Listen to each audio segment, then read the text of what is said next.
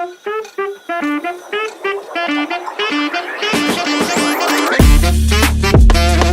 Krishna, welcome to your channel the way of law. तो आज जो है हम लोग किसके बारे में पढ़ने वाले हैं? आज हम लोग नर्वस शॉक के बारे में पढ़ने वाले हैं। नर्वस शॉक जो है ये हमारा बाकी थॉट्स से अलग है। बाकी थॉट्स में क्या होता था, मेंटल चीज़ें जो थी इतनी नहीं कंसिडर होती थी, बट नर्वस शॉक जो है ना ये थोड़ा मेंटल लेवल पे चीज़ों की बात करता है। जैसे आज का टाइम है, क्या बोलते हैं, मेंटल हेल्थ, मेंटल चीज़ों की बात करते हैं। तो ये बेसिकली इस चीज़ को कंपनसेट करने की बात करता है। ये वाला डॉट उस चीज़ को कंपनसेट करने की बात करता है जिससे मेरे मानसिक स्थिति बिगड़ी है, मतलब जिससे उनका थोड़ा मेंटल स्टेट जो रहता है वो थोड़ा सा बिगड़ जाता है। तो उसकी वजह से क्या होता है कि उनको शॉक लग जाता है, ट्रॉमा लग जाता है, तो उनकी बाकी चीज़ें इम्पैक्ट होती हैं। तो यहाँ पे अगर हम लोग देखें, यहाँ पे इसका डेफिनेशन वगैरह सब दे रखा है, बहुत ध्यान से पढ़ना। क्या लिखा है यहाँ पे? नर्वस शॉक मतलब क्या? Shock of the nerve and the brain structure of the body. ये कब इंसान रिलीफ देती है? ये वाला टॉट कब रिलीफ दिलाता है? ये तब रिलीफ देता है, जरूरी नहीं है कि यहाँ पे फिजिकल इंजरी हुई हो। यहाँ पे कोई फिजिकल इंजरी नहीं है, किसी ने आपको डंडी से मार दिया, बुलेट चला दिया, नहीं। बट मुझे नर्वस शॉक लगता है, झटका लगता है, कोई चीज़ ऐसी मैंने देखी या कोई चीज़ सुनने की वजह से मुझे झटका लगता है, उसका कंपनसेट किया जाता है। तो ये रीसेंट ओरिजिन का ब्रांच है। पहले तो इन सब चीज़ों को कहाँ ही कंसिडर किया जाता था। अब तो कितना देखोगे चीज़ें कितनी सेंसिटिव होती जा रही है ओवर द टाइम। आप देख नहीं रहे कि नहीं ऐसे नहीं वैसे होना चाहिए। तो ये कैसे हो सकता है? किसी ने कुछ बोल दिया या किसी का कुछ ऐसा एक्शन है, सपोज किसी ने देख लिया एक्सीडेंट होते हुए, कमजोर दिल का आदमी, उसे झटका लग जाएगा। तो बहुत सारी चीजें हो सकती है। फिर किसी ने ऐसा कुछ बोल दिया, तो अगर किसी ने नर्वस शॉक कर दिया है, मतलब किसी के एक्शन की वजह से नर्वस शॉक हो जाता है, तो ये सफिशिएंट है कि आप टॉर्ट का केस फाइल कर सकते हो, मतलब सू कर सकते हो। इतना सफिशिएंट है। जरूरी नहीं है कि आपको दिखाना पड़ेगा कि मेरे को किसी तरीके का इंजरी हुआ है, मेरे को इलनेस हुआ है, कुछ दिखाने की जरूरत नहीं है। बस आपको ये दिखाना है कि मेरे को नर्वस शॉक हुआ। अब ये नहीं दिखाना कि उससे मेरा ये इम्पैक्ट हो रहा है, वो इम्पैक्ट हो रहा है, नहीं, वो उससे कोई मतलब ही नहीं है। आपने इतना प्रूफ कर दिया कि नर्वस शॉक हुआ है, दैट्स इट, आपका पूरा पूरा केस बनता है। तो रीजन क्या है, हम नर्वस शॉक के लिए पनिशमेंट क्यों देते हैं? इसके पीछे का रेशनल क्या है? इसके पीछे का रेशनल ये है कि जो हमारी बॉडी और नर्वस सिस्टम से कंट्रोल होती है, करेक्ट। और अगर बहुत ज्यादा शॉक लग जाता है नर्वस सिस्टम को, तो जो हमारी बॉडी की जो भी एक्टिविटीज रहती हैं, हम ऑब्वियसली, आपको पता है कि जो पूरी बॉडी कैसे चलती है, ब्रेन से पूरी बॉडी चलती है। ब्रेन होता है, सारे जितने भी हमारे बॉडी पार्ट्स रहते हैं उनको मैसेज कौन देता है, उनको कमांड कौन देता है? ब्रेन कमांड देता है। तो पूरा नर्वस सिस्टम से हमारी पूरी बॉडी चलती है। तो अगर शॉक लगने की वजह से हमारा नर्वस सिस्टम इम्पैक्ट होता है। इसी वजह से क्या है कि हम लोग इसमें कंपनसेशन की बात कर रहे हैं। अगर नर्वस शॉक का केस फाइल करना है, मान लीजिए आप नर्वस शॉक का केस फाइल करने जा रहे हैं, आप एग्जाम्पल दे रही हूँ, आपको ना केस फाइल करना हो, तो इसके अंदर क्या कहते हैं कि प्लेंटिफ को क्या क्या चीजें प्रूफ करनी पड़ेगी। सबसे पहले ये दिखाना पड़ेगा कि डिफेंडेंट ने जो चीजें किया है, डिफेंडेंट ने जो भी किया है, डिफेंडेंट कुछ भी कर सकता है, और मेरे को जो साइकेट्रिक इलनेस हुआ है, डिफेंडेंट का जो एक्ट था, मेरे को जो साइकेट्रिक इलनेस हुआ है, इनके बीच में कोई नेक्सस होना चाहिए, इन लोगों के बीच में कोई कनेक्शन होना चाहिए। समझ आया आपको एक बात? जैसे एक एग्जांपल देती हूँ, किसी ने एक्सीडेंट देखा होते हुए, एक्सीडेंट देखा, अब क्या कहते हैं कि वो एक्सीडेंट मेरे आंखों के सामने, किसी इंसान के आंखों के सामने, वो सामने खड़ा था, वो उसका जानने वाला था, तो यहाँ पे नर्वस शॉक का पूरा पूरा केस बनता है।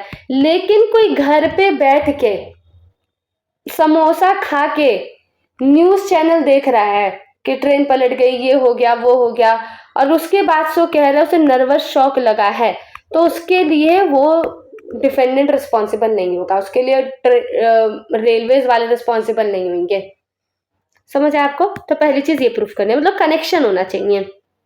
दूसरी चीज क्या है कि जरूरी नहीं है कि प्लेंटिफ उस एरिया में हो जहां पे फिजिकल इंजरी हुई है, मतलब जरूरी नहीं है कि उसे फिजिकल इंजरी जहां पे हुई है वो इस एरिया में, बस वो ऐसी जगह पे हो कि वो कोई भी चीज देखने से सुनने से शॉक हो सकता है। जैसे मैंने आपको एग्जांपल दिया, कोई टीवी पे देख रहा है कि कुछ एक्सीडेंट हुआ है, समोसे खा के देख रहा है, तो कैसे शॉक लगेगा? नहीं शॉक लगेगा। लेकिन कोई यहाँ पे सामने खड़ा है और यहीं पे अपने आंखों के सामने सब चीजें देख रहा है, सुन रहा है, तो ज्यादा चांसेस है शॉक लगने के।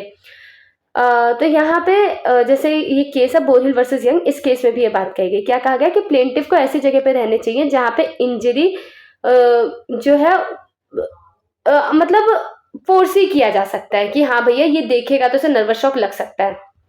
कि अगर कोई रीजनेबल इंसान होगा यहाँ पे, वो अगर वो रहेगा और उसने ऐसा कोई इंसिडेंट देखा कुछ होते हुए, तो उसे नर्वस शॉक लग सकता है। अगली चीज क्या है कि प्लेंटिफ को ये दिखाना पड़ेगा कि जिस भी इंसान के साथ एक्सीडेंट हो रहा है ना, मतलब जिस भी इंसान के साथ एक्सीडेंट हो रहा है वो उसके साथ close relationship of love and affection में हो। ये अगली इंपॉर्टेंट चीज है। और हमें ये इसका एक केस लॉ आपको देखने को मिलेगा, जैसे कि अच्छा, आपको इस ना प्राइमरी विक्टिम और सेकेंडरी विक्टिम का भी कंसेप्ट जानना होगा। यहाँ पे ये मैं आपको प्राइमरी विक्टिम और सेकेंडरी विक्टिम आपको बाद में भी पता चलेगा, बट मैं यहाँ पे शॉर्ट में बता देती हूँ प्राइमरी विक्टिम क्या होता है, सेकेंडरी विक्टिम क्या होता है। शॉर्ट में क्या समझ ही आ जाएगा आपको। प्राइमरी विक्टिम और सेकेंडरी विक्टिम, जैसे क्या होता है कि कहीं पे आग लगी है। अब आग लगी है, उसकी वजह से क्या होता है कि हम लोग वो आग बुझाने वाले लोगों को हमने बुलाया। अब जो आग बुझाने वाले लोग आए, वो लोग क्या करे कि घर है उसमें आग लगी है, तो यहाँ पे क्या एक आदमी है और एक बच्चा है, तो लोग जल रहे हैं, ठीक है। तो ये लोग क्या हो गए, ये यहाँ पे प्राइमरी विक्टिम हो गए। और दूसरे क्या हो गए, ये जो आग बुझाने वाले ये लोग देख रहे हैं, तो ये लोग कहेंगे, ये लोग कह सकते हैं ना कि एक उसके अंदर बच्चा था, हम लोग आग बुझा रहे थे तो हमें देख के शौक लगा, तो ये लोग क्या हो गए, ये सेकेंडरी विक्टिम हो गए। तो पहले सिचुएशन ये थी, अभी पहले सिचुएशन ये थी कि हम लोग ये जो फायर ब्रिगेडियर है इसे भी हम लोग प्राइमरी विक्टिम मानते थे और उसको उस हिसाब से कंपनसेशन देते थे। बट ओवर द टाइम ये रियलाइज हो ये तो इन लोगों का जॉब है, अगर ऐसे ही चलते रहा तो फिर ये चीजें कैसे होंगी। तो अब क्या है, अब इन लोगों को सेकेंडरी विक्टिम कंसिडर किया जाता है, तो प्राइमरी विक्टिम से लोग अलग है। तो यहाँ पे क्या कहते हैं कि जैसे मैंने आपको एग्जांपल दिया कि यहाँ पे मान लो एक्सीडेंट हो रहा है, कि यहाँ पे औरत खड़ी है, मैं बोल रही हूँ उसने एक्सीडेंट देखा और उससे क्या होता है कि उसे शॉक लग जाता है। तो ऐसे तो रेंडमली संसार में बहुत सारी चीजें होती हैं। अब ऐसे तो कोई इंसान होगा सबसे कंपनसेशन मांगता रहेगा, कमाएगा नहीं, खाली बैठ जाएगा एक जगह, सबसे कंपनसेशन मांगता रहेगा, ऐसे थोड़ी होगा। तो यहाँ पे हमें दिखाना पड़ेगा जिस इंसान का एक्सीडेंट हुआ है ना, ये इसके साथ क्लोज रिलेशनशिप में, कोई रिलेशनशिप है इसका, तभी तो इसके इमोशंस जुड़े होंगे ना, तभी तो उसके नर्वस सिस्टम पे हिट करेगा ना, तभी इसे शॉक लगेगा। बात को समझ रहे हो? तो ये सबसे इंपॉर्टेंट चीज है। जैसे एक केस था डूले वर्सेस कैमलियार्ड एंड कंपनी। इसमें क्या हुआ कि जो प्लेंटिफ था वो क्रेन ड्राइवर था। अब उसको नर्वस शॉक हो जाता है, क्यों? क्योंकि वो देखता है कि जो क्रेन है ना वो रस्सी टूट जाती है, वहां पे कुछ वर्कर काम करे तो उनके ऊपर गिर जाती है। तो ये प्राइमरी विक्टिम और सेकेंडरी विक्टिम वाला केस है। तो इसमें ये बोला गया है कि जरूरी नहीं है कि नियर रिलेटिव हो, अभी पोजीशन चेंज हो गया लेकिन मैं आपको इस केस के टाइम का सिचुएशन बता रही हूँ। तो ये बोला गया कि जरूरी नहीं है कि जो प्राइमरी विक्टिम है वो नियर रिलेटिव हो। अभी प्रेजेंट टाइम में सिचुएशन चेंज हो चुका है, जैसे इस केस में तो दे दिया गया कंपनसेशन। ये बोला गया प्राइमरी विक्टिम कौन थे, यहाँ पे प्राइमरी विक्टिम वो थे जिनके ऊपर क्रेन जो थी उसकी रस्सी टूटी, तो जिसके ऊपर क्रेन गिरी जिन वर्कर्स के ऊपर, वो लोग क्या थे, प्राइमरी विक्टिम थे।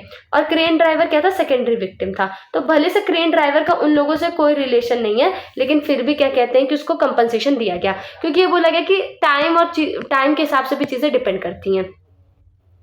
ठीक है। उसके बाद अगला हमारे पास केस है, आप बस कंसेप्ट को समझते जाओ। एल्कॉक का केस है, नहीं समझ आएगा ना दोबारा पीछे करके देख लेना, नहीं तो मुझसे कमेंट में पूछ लेना या इंस्टा पे डीएम कर लेना, जैसे पूछना पूछ लेना, ठीक है। उसका चिंता मत करना ज्यादा, मैं अवेलेबल हूँ, आप पूछो आराम से। एल्कॉक का केस है, जिस प्लेंटिफ जिसको नर्वस शॉक हुआ है, plaintiff who suffer nervous shock, कैसे उसे नर्वस शॉक हुआ, उसे नर्वस शॉक ऐसे हुआ कि वो फुटबॉल मैच देख रहा था, टीवी पे लाइव चल रहा था, और क्या हुआ कि वहाँ पे कुछ हादसा हो जाता है, तो पता नहीं चला कि कौन लोग मरे हैं कौन लोग जिंदा है, किनको चोट लगी है, क्या हुआ है। अब उसको क्या कहते हैं कि नर्वस शॉक लग जाता है, तो वो नर्वस शॉक के लिए डैमेजेस मांगता है। तो यहाँ पे उसे नहीं मिला, ऑब्वियसली क्यों ही मिलेगा उसे यहाँ पे, ठीक है। फिर अगला है क्योंकि वो लोग ही आइडेंटिफिएबल नहीं, और तुमको इतना तुम सेंसिटिव हो गए कि तुमको इतना बड़ा झटका लग जा रहा है, तो भैया तुम्हारी सेंसिटिविटी का जिम्मा तो हमने नहीं ले रखा ना। फिर उसके बाद अगली चीज़ है कि जो नर्वस शॉक का जो डैमेजेस है वो सिर्फ और सिर्फ साइकेट्रिक डैमेज तक नहीं है, कि मतलब जो आपको मेंटल जो भी चीज़ें होती है सिर्फ वहीं तक आप डैमेजेस नहीं ले सकते हो, बट अगर कोई पर्सनल इंजरी भी होती है, आपको आपका प्रॉपर्टी का कुछ नुकसान होता है, जो भी चीज़ होती है आप उसका भी मांगोगे। ऐसा नहीं है कि आपने नर्वस शॉक का केस फाइल किया तो जो आपको जो भी मेंटल इशू है सिर्फ और सिर्फ उसी का कंपनसेशन मिलेगा, नहीं, आप उसके अलावा भी मांग सकते हो, बिल्कुल अलाउड है। ये अटिया वर्सेस ब्रिटिश गैस केस में कहा गया था। अब नर्वस शॉक का केस डेवलप कैसे हुआ ओवर द टाइम, तो हमारे पास डुलियो वर्सेस वाइट का केस है। ये एक एक केस के थ्रू ये जो है चीजें इवॉल्व हुआ है। तो ये केस लॉ से बनता है, केस लॉस को ध्यान में रखना। तो डुलियो वर्सेस वाइट के केस में क्या हुआ कि शॉक इस तरीके का होना चाहिए ना कि ये मतलब अगर कोई एक इंसान खड़ा है, चंगू खड़ा है, हमारे चंगू मंगू मेन कैरेक्टर आ गए, तो हम तब मानेंगे कि चंगू को शॉक लगा है। कब मानेंगे हम लोग चंगू को शॉक लगा है? चंगू को हम तब मानेंगे शॉक लगा है अगर उसे तुरंत का खतरा लग रहा है, इमीडिएट खतरा लग रहा है कि उसे भैया इंजरी हो सकती है, उसको personal injury to oneself और इमीडिएट फियर है, मतलब तुरंत उसे इमीडिएट खतरा है कि उसको इंजरी हो सकती है, खुद को इंजरी हो सकती है, चंगू को खुद को इंजरी हो सकती है, इस बात का इमीडिएट खतरा है। अगर वो ये चीज देखता है तब हम उसे कहेंगे कि उसे शॉक लगा है। तो यहाँ पे जैसे कि क्या होता है कि जो डिफेंडेंट था उसका नौकर वो घोड़े वाली गाड़ी नहीं होती, वैन, घोड़े वाली वैन, उसे पब्लिक एरिया में चला रहा था। एक प्रेग्नेंट वुमेन थी जो कि यहाँ पे प्लेंटिफ है, वो कहीं से खड़े होके देख रही थी। अब क्या हुआ कि जो प्लेंटिफ जो है उसको नर्वस शॉक आ जाता है। नर्वस शॉक क्योंकि अभी वही मतलब ठीक से नहीं चला रहा था, घोड़ा गाड़ी है ना, मतलब वैन जो था घोड़े का वो ठीक से नहीं चला रहा था, उसे नर्वस शॉक लग जाता है, बहुत बीमार पड़ जाती है। और प्रेग्नेंट थी वो, और वो जो बच्चा पैदा होता है प्रीमेच्योर बच्चा पैदा हो जाता है, और वो बच्चा जो रहता है मानसिक रूप से ठीक नहीं रहता, वो इडियट पैदा होता है। तो यहाँ पे डिफेंडेंट क्या हुआ? लायबल हुआ। ठीक है, फिर इसको हेम्ब्रुक वर्सेस स्टॉक्स ब्रोस केस में, अच्छा एक बात ध्यान रखना, वो नेग्लिजेंटली चला रहा था, उस औरत को खतरा था, उस औरत की जान को खतरा था, क्योंकि वो घोड़े जो थे वो मतलब काबू में नहीं थे, तो उसकी जान को खतरा था। फिर क्या होता है, हमारा दूसरा केस है हैम्ब्रुक वर्सेस स्टॉक्स ब्रॉस केस। इसमें क्या होता है, इसमें सिचुएशन चेंज हो जाता है। पहले क्या था कि खतरा मेरी जान को खुद को होना चाहिए, जैसे उस प्रेग्नेंट लेडी की जान को खतरा था, लेकिन यहाँ पे बोला गया कि जरूरी नहीं है कि शॉक तभी होगा जब खुद को ही खतरा होने का चांसेस है। यहाँ पे क्या हुआ कि डिफेंडेंट का नौकर था, वो मोटर लॉरी होती है ना, लॉरी, वो चला रहा था, और वो जो स्ट्रीट थी स्टीप थी, स्टीप इन द सेंस समझ लो कि और तेज तेज से चलेगी, मतलब समझ रहे हो, अगर और तेज स्पीड से आएगी, फिजिक्स है इसके अंदर थोड़ा, तो मतलब समझ जाओ कि और तेजी से गाड़ी चलती तो और खतरा था।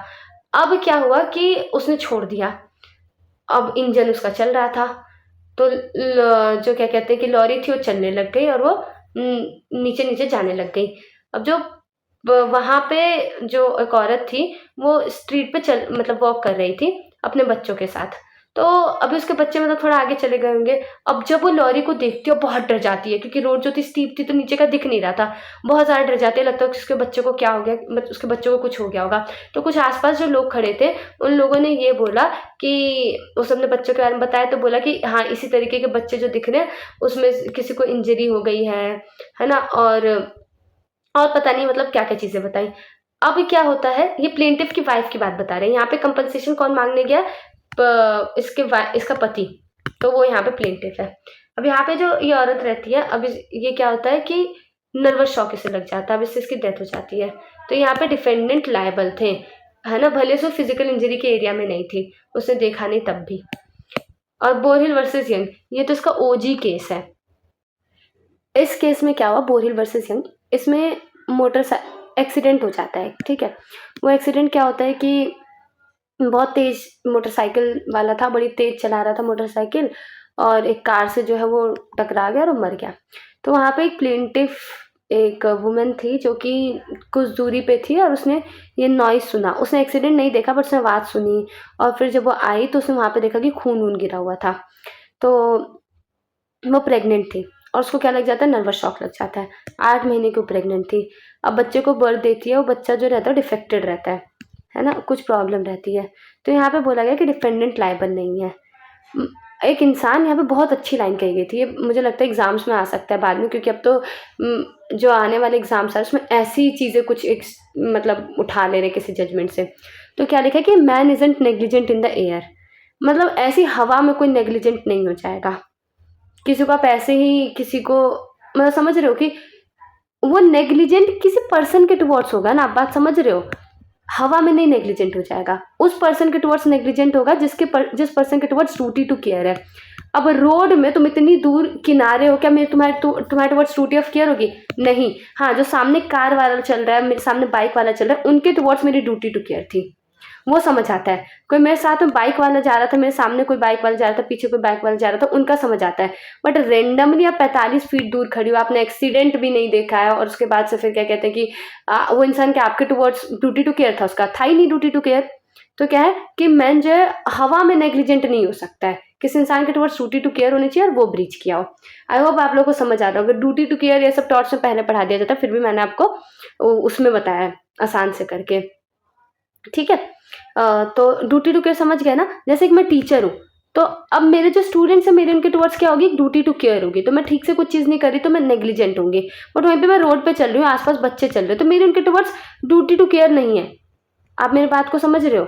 तो मैं उन लोग को नहीं पढ़ाती, मैं उन लोग का ध्यान नहीं रखती, तो इट्स ओके, वो नेग्लिजेंस नहीं कहलाएगा। तो यहाँ पे मतलब वो उसे डैमेजेस नहीं देने हैं। अगला हम लोग का year shot doctrine. Year shot doctrine क्या कहता है कि जो सगे संबंधी होते हैं जिन्होंने एक्सीडेंट होते हुए नहीं देखा, लेकिन वो विसिनिटी में थे, ईयर शॉट विसिनिटी में थे, मतलब वो सीन पे आए या जो भी चीज़ें हो, तो वो लोग जो है वो लोग नर्वस शॉक जो है वो क्लेम कर सकते हैं। एक हम लोग के पास केस है हिंस वर्सेस बेरी का केस। यहाँ पे एक माँ थी, उसने बहुत ही खतरनाक दर्दनाक एक्सीडेंट देखा अपनी फैमिली का। रोड के दूसरे साइड खड़ी थी, भले से साथ नहीं थी लेकिन दूसरे साइड खड़ी थी, तो वो जो है डैमेजेस मांग सकती है। उसके बाद अगला आता है हमारे पास आफ्टर मैथ डॉक्ट्रिन। मैं आपको बता रही हूँ कि नर्वस शॉक इवॉल्व कैसे हुआ। तो आफ्टर मैथ डॉक्ट्रिन में क्या होता है कि सपोज पूरा सीन जो है सब काम हो चुका है, सब कांड हो चुका है, उसके बाद कोई आता है, तो सुनने के बाद होता है ना कि कोई सुनता है, कोई नियर रिलेटिव सुनता है, उसे शॉक लगता है, तो वो भी हमारा नर्वस शॉक के अंदर कवर होगा। तो ये भी बहुत लैंडमार्क केस है, मैक्लॉरिन वर्सेस ओब्रायन। इसमें क्या होता है, प्लेंटिफ का पति रहता है और उसके 3 बच्चे रहते हैं। तो एक रोड एक्सीडेंट की बात है। तो डिफेंडेंट जो थे उन बहुत नेग्लिजेंट थे और उसकी वजह से रोड एक्सीडेंट होता है। एक बच्चा मर जाता है और जो हस्बैंड और बाकी 2 बच्चे थे वो बहुत ज़्यादा, मतलब उन लोगों को काफ़ी इंजरी हो जाती है। तो प्लेंटिफ इंजरी के समय वो 2 किलोमीटर दूर थी वहाँ से। जब उसे एक्सीडेंट के बारे में बताया गया, उसे हॉस्पिटल ले जाया गया, तो उसने अपने मतलब पति को देखा, इंजर्ड पति को देखा, बच्चे को देखा, और उसे ये भी सुनने में आया कि उसका कोई बच्चा जो है मर चुका है। तो उसे क्या होता है, नर्वस शॉक लग जाता है। ये आफ्टर मैथ डॉक्टर वहाँ पे थी नहीं, लेकिन सुनने के बाद उसे ये जो है, देखने के बाद उसे शॉक लगता है। तो यहाँ पे जो हाउस ऑफ लॉर्ड्स थे उन्होंने अलाउ किया कि हाँ, जो प्लेंटिफ है वो डैमेजेस मांग सकती है नर्वस शॉक के लिए, भले से वहाँ पे थी नहीं, ठीक है। तो यहाँ पे भले से वो सीन के पास नहीं थी, बट यहाँ पे आफ्टर मैथ डॉक्ट्रिन लगाया और ये बोला कि वो डैमेजेस जो है, मतलब यहाँ पे केस फाइल कर सकती है और वो डिफेंडेंट जो होंगे वो लायबल होंगे। देखो यहाँ पे आप एल्कॉक्स केस में लिखा गया ये बात, ये मैं रीड करूँ आपके लिए। A person can claim damages for nervous shock which is suffers on seeing the after math of the accident. मतलब एक्सीडेंट होने के बाद जो उसका आफ्टर मैथ है वो देखता है, उसके लिए नर्वस मतलब वो क्लेम कर सकता है damages after being told about the accident, या जब उस एक्सीडेंट के बारे में बताया जाता है। लेकिन वहाँ पे एक चीज़ का ध्यान रखना, close relationship of love and affection होना चाहिए। अब ऐसे ही नहीं कि कोई भी आके सुन लिया, तो ऐसा तो मतलब कोई लिमिट ही नहीं रह जाएगी ना। तो हमें चीज़ों को क्या करना पड़ता है, थोड़ा लिमिट करना पड़ता है। फिर हमारे पास एक केस है थिन स्कल या एग शेल स्कल रूल। तो यहाँ पे क्या कहते हैं कि इस कंसेप्ट को समझने के लिए एक लाइन बड़ी इंपॉर्टेंट है। वो लाइन क्या है, इस लाइन को थोड़ा ध्यान से देखो। The defendant must take his victim as he finds him and pay for all the consequence of nervous shock. जैसे मान लो कोई एक इंसान आता है, वो कमज़ोर दिल का इंसान है, मतलब कमज़ोर दिल का इंसान है, और मेरी उसके टुवर्ड्स ड्यूटी टू केयर है, और वो कमज़ोर दिल का इंसान है, और मैं कुछ ऐसा एक्शन करती हूँ कि उसको नर्वस शॉक लग जाता है। तो अब मैं कल को जाके कोर्ट में ये नहीं कह सकती हूँ कि अरे ये तो बड़ा कमज़ोर दिल का इंसान है, इसको तो कुछ भी हो जाएगा, मैं क्यों लायबल होंगी। नहीं, मैं ये सब नहीं कह सकती हूँ। क्यों? क्योंकि डॉक्ट्रिन ये कहता है कि जैसे मुझे विक्टिम मिला, मुझे ऐसे ही उस विक्टिम को अपनाना पड़ेगा। मैं ये नहीं कह सकती कि अगर ऐसा रहता तो नहीं होता। नहीं, मुझे अब जैसे मिला मुझे एक्सेप्ट करना पड़ेगा, चाहे सही हो चाहे गलत हो, चाहे पत्थर दिल हो चाहे शीशे का दिल वाला हो, जैसा भी दिल हो, ना I have to accept it. तो यहाँ पे आपको प्राइमरी विक्टिम और सेकेंडरी विक्टिम वाला आपको चीज़ समझ आएगी। मैं आपके लिए रीड करूँगी। पता नहीं आप लोग पढ़ते हो कि नहीं पढ़ते हो। प्लेंटिफ जो था वो क्या कहते हैं कि एक plaintiff who was involve in a motor accident due to negligence of the defendant didn't suffer any physical injury. He, though in a position of a primary victim, being directly involved in the accident, remained unhurt. However, he suffered myalgic, ये कोई एक disease है, जो भी एक psychiatric illness है, with which he had earlier suffered, but which was then in remission. Defendant was liable. There has to be difference between primary victim and secondary victim claim by secondary victim. Law insists to limit the number of potential claimants. ये मैंने आपको पहले बताया था. तो इसके अंदर क्या हुआ कि ये दो चीज़ें साथ में बता दी, मैंने आपको बता दी. तो मेन इंपॉर्टेंट चीज़ ये है कि एक किसी कोई इंसान था, उसे पहले से कोई मतलब मेंटल कुछ इलनेस थी, पर वो उसे बंद हो चुकी थी. लेकिन क्या होता है, अब एक एक्सीडेंट हो रहा होता है, बेचारा उस एक्सीडेंट में इन्वॉल्व रहता है, डिफेंडेंट की गलती रहती है. अब क्या होता है, दोबारा से उसकी बीमारी पनप जाती है. तो यहाँ पे वो ये नहीं कह सकते कि अरे इसको तो पहले भी था, ये तो पहले ही ऐसी इसको बीमारी थी, मेरे ऊपर क्यों इल्जाम लगा रहे हो. तो वहाँ पे कौन सा हमारा रूल लगेगा, वहाँ पे हमारा ये वाला रूल लगेगा, thin skull eggshell skull rule. मुझे जैसे मिला मुझे वैसे अपनाना है. फिर मैंने आपको प्राइमरी विक्टिम और सेकेंडरी विक्टिम वाला बताया कि सेकेंडरी विक्टिम के क्लेम को हम लोग को लिमिट करना चाहिए, वरना तो ऐसे बहुत सारे क्लेमेंट बढ़ जाएंगे ना. फिर एल्कॉक का केस था, बैठ के घर से मतलब आप कोई इवेंट टीवी पे कुछ देख रहे हो घर पे बैठ के, या रेडियो से आपने सुन लिया, तो ये सब चीज़ें हैं ना, इन सब चीज़ों के लिए आप जो है कंपनसेशन नहीं मांग सकते, मतलब डैमेजेस नहीं मांग सकते यहाँ पे आप. ठीक है, तो ये था हमारा एल्कॉक का केस. यहीं पे हमारा नर्वस शॉक खत्म होता है ना. और मैं आशा करती हूँ आप लोगों को नर्वस शॉक नहीं लग रहा होगा, आप लोगों की तैयारी अच्छे से चल रही होगी.